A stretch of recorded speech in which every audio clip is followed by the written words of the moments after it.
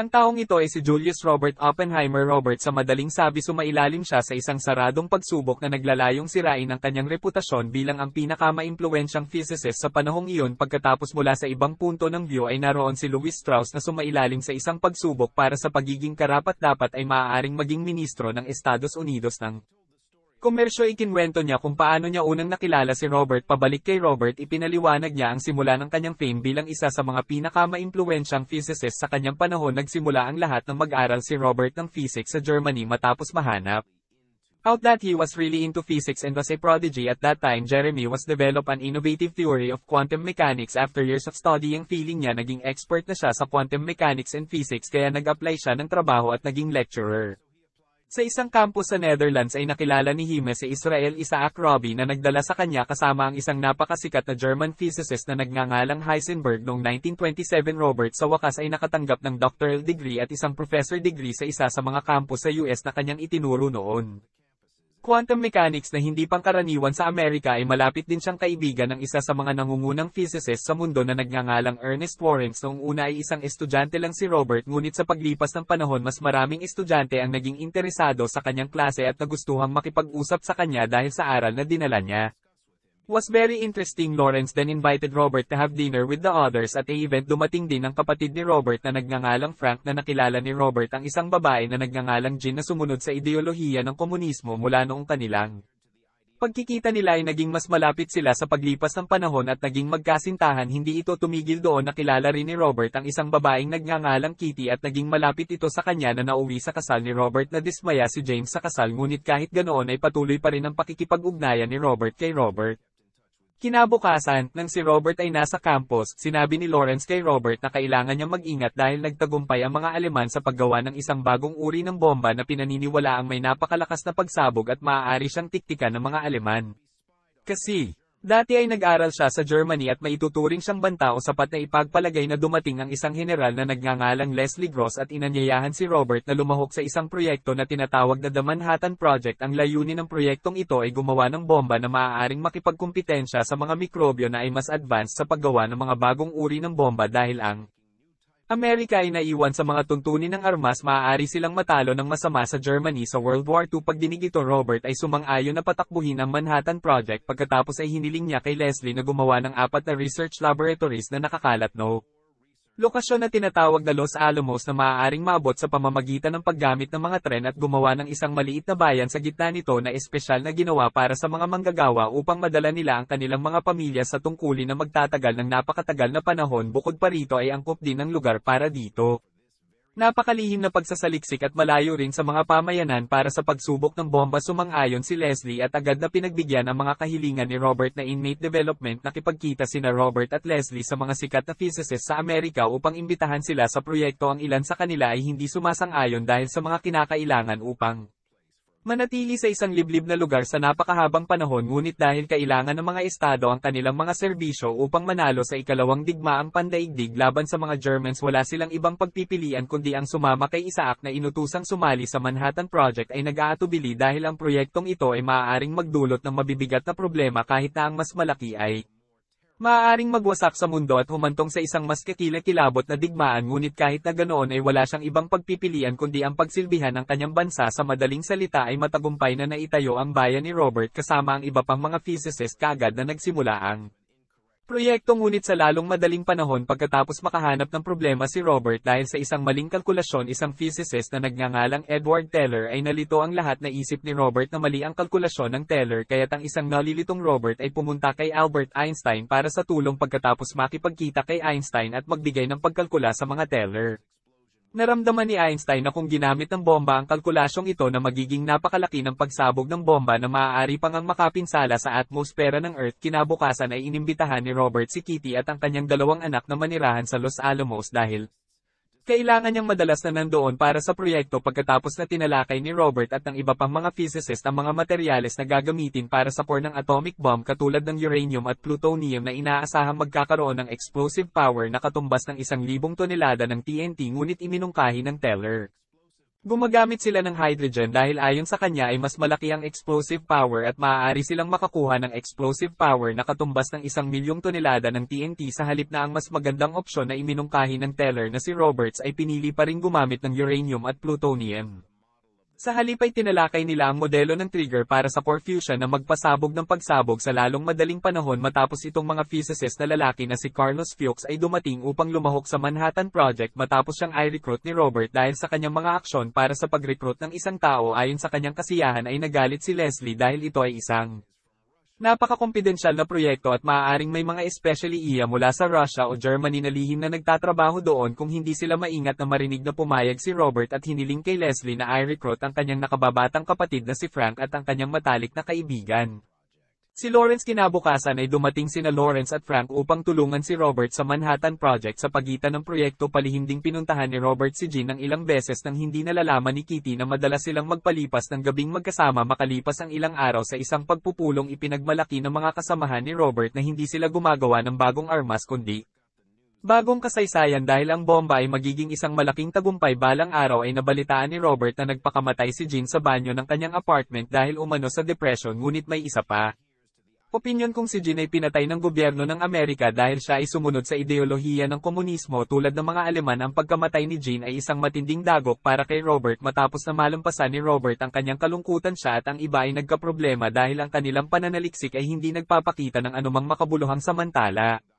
Ginawa ng teller ang iba pang physicists sa anumang paraan para sa pagsasaliksik sa hydrogen bomb na napagpasyahan nilang huwag gawin, kaya gusto ng ibang physicist na sabihin sa kanya na umalis sa isang proyekto. Sa wakas ay namagitan si Robert at nagsimula pag-overhaul sa lahat ng mga gawain ng kanyang mga kasamahan. Si Klaus Fuchs ay hinirang ni Robert na palitan ng mga gawain ng teller na ayaw mawala ng teller. Sa wakas ay pinayagan siya ni Robert na gawin ang anumang pananaliksik na gusto niya at anyayahan siya para sa isang pulong isang beses sa isang linggo. Pagkatapos ma-overhaul ang mga gawain sa paggawa ng atomic bomb, sa wakas ay umunlad.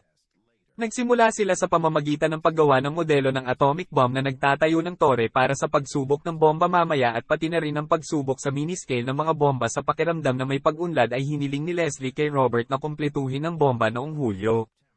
Hindi maiwasang sumang-ayon si Robert kahit na sinabi niya kay Leslie kanina na matatapos ang bomba sa Setyembre. Dumating si Robert sa isang pulong na dinaluhan ng ilang opisyal at isang general ng militar na pinag-usapan nila ang lokasyon na ibababa ang bomba sa Japan dahil natalo ang mga Nazi. Kahit na ang bomba ay orihinal na ginawa para sirain ang Germany, noong una ay gusto nilang ihulog ang bomba sa Tokyo, ngunit ito ay tinutulan dahil kakaunti na lamang ang magiging casualty. Lahat sila sa wakas ay sumang-ayon na ihulog ang atomic bomb sa dalawang lungsod na Hiroshima at Nagasaki dahil ang dalawang lungsod na ito ay punong himpilan ng militar ng Japan. Bukod pa rito ay tinatayang marami ang mamamatay at siguradong mapipilitan ng Japan na sumuko. Long story short, nagtagumpay si Roberts na gawing perpekto ang kanyang atomic bomb at nilayo na subukan ito sa pamamagitan ng pagbagsak nito mula sa tuktok ng tore na inihanda. Ang lahat ng mga physicists ay nagtulungan upang ihanda ang pagsubok sa pamamagitan ng pag-assemble ng isang mas maliit na sukat ng bomba. Hindi lamang na si Robert at ang iba ay gumawa din ng ilang mga post na may kalkuladong mga distansya para makita nila ang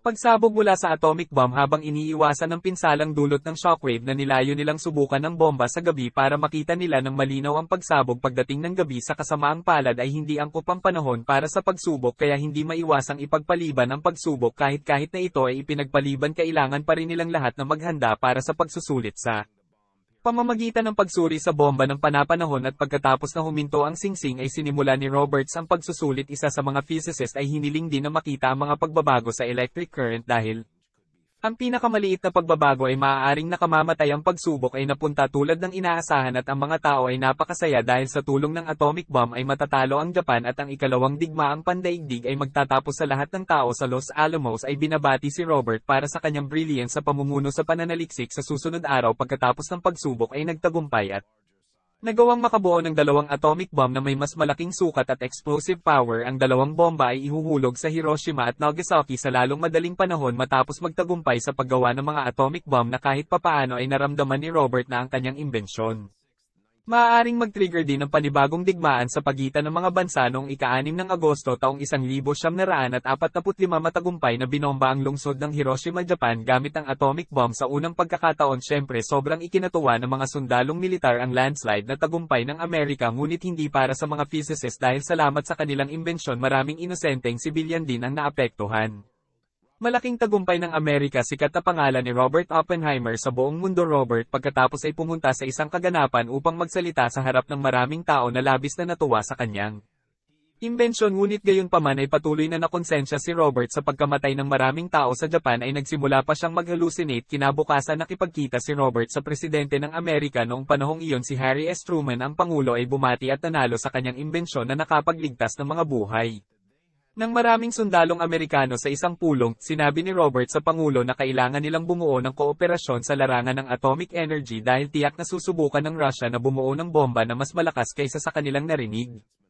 Ang paliwanag ay ipinag-utos ng Pangulo na isulong ang Los Alamos para sa mas magandang explosive testing at manufacturing, ngunit si Robert na nag-aatubili pa rin dahil sa atomic bomb na naimbento niya at ang pakiramdam na marami siyang napatay na inosenteng tao ay ikinagalit ng Pangulo. Sinabi ng Pangulo na tiyak na ang mundo walang pakialam kung sino ang gumawa ng bomba, ngunit kung sino ang naghulog nito at hindi direktang si Pangulong Truman ang may pananagutan sa mga pagkamatay. Ng gabing iyon ay dumalo si Robert sa isang pulong kung saan nakilala niya si Lewis na nagsabi sa kanya na ang taong ni-recruit niya kanina si Claude Fuchs ay isang especially iya mula sa Russia. Salamat sa kapabayaan ni Robert na pinaghihinalaan siya ng FBI sa pagiging isang Russian spy. Si Robert ay dumalo din sa isa pang kaganapan kung saan inanunsyo nila ang bilang ng mga namatay mula sa pambobomba sa Hiroshima at Nagasaki na naging dahilan ng pagkabigo ni Robert sa kanyang sarili. Pagkatapos noon ay nakilala ni Robert ang teller na nagsabi sa kanya na ang pagkatuklas ng atomic bomb ay hindi nagtapos sa ikalawang digmaang pandaigdig. Sa halip ito ang simula ng unang Cold War sa pagitan ng Amerika at Russia matapos ang kanyang sakripisyo para sa bansang sinimulan niyang harapin ang maraming problema. Isa na rito ang problema niya kay Lewis na nakaramdam ng kahihiyan sa kanya sa panahon ng paglilitis para sa pag-export ng atomic bomb material na lalong kinasusuklaman ni Lewis si Robert dahil itinuring niya na si Robert ang nag-udyok kay Albert Einstein na galit sa kanya nang dalhin niya si Robert kasama si Einstein, kaya nakipag-ugnayan si Lewis sa isang taong nagngangalang William Borden upang imbestigahan ang past ni Robert na naging malapit sa ilang mga German at inakusahan din bilang isang Russian spy. Dahil dito kinailangan ni Robert na sumailalim sa close trial kung saan si Lewis nag-utos sa isang nagngangalang Roger Robb na ay patalo si Robert sa paglilitis. Mula sa the trial ay nabunyag na hindi lamang tungkol sa moral ni Robert na nabalisa dahil sa epekto ng atomic bomb na kanyang ginawa, kundi pati na rin ang mga pagkakamali mula sa nakaraan ni Robert tulad ng paghirang ng mga miyembro ng proyekto na lumabas para maging especially iya sa pagkamatay ng kanyang may bahay at iba pa. Kahit alam ni Kitty na niloloko siya ni Robert, ipinagtanggol pa rin niya si Robert. Sa wakas ay naglakas loob din si Robert na labanan ang mga nakatataas sa paglilitis. Pagkatapos ng paglilitis nagharap si Lewis ng testator na siguradong kakampi. Pinangalanan niyang David, ngunit sa halip ay ibinunyag ni David na maraming mga siyentipiko ang talagang napupuot kay Lewis. Dahil sa pahayag na ito ay agad na nabigo si Lewis na maging ministro ng komersyo. Matapos ang iba't ibang mga akusasyon na ibinabato laban sa kanya ay sa wakas ay idineklara na tapat sa kanyang bansa, ngunit kinailangan niyang mawala ng akses sa proyekto na ginawa hindi niya nagawang lumahok sa pagbuo ng hydrogen bomb na pinamumunuan ng teller. Ngunit kahit na ganoon ay tinanggap ni Robert ang mga resulta ng kanyang pagsubok ng maganda. Sa huli ay nabunyag na hindi si Robert ang nag-udyok kay Einstein na kamuhian si Lewis, ngunit sila parehong pinag-uusapan ng mga sandali. Sa nakaraan ng talakayin ni Robert ang mathematical formula tungkol sa mga epekto ng pagsabog na dulot ng atomic bomb na kanyang ginagawa na lumabas na may potensyal na sirain ang mundo. Maraming salamat po sa panonood.